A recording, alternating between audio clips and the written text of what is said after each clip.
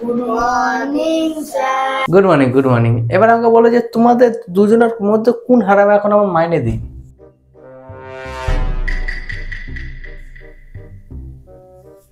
বেটা কমাস হলো স্যার 5 মাস 14 দিন 5 ঘন্টা 20 মিনিট 36 37 38 সেকেন্ড।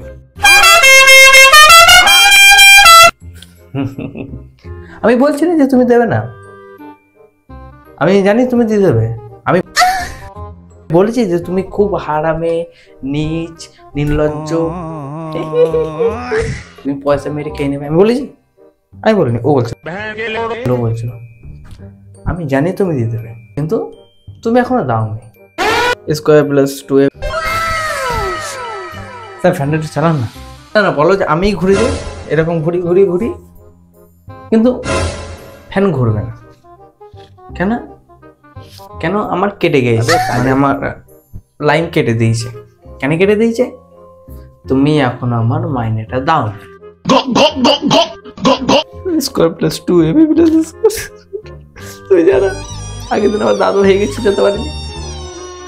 পানি শেষ হয়ে গেছে, মোটর পানি শেষ হয়ে গেছে।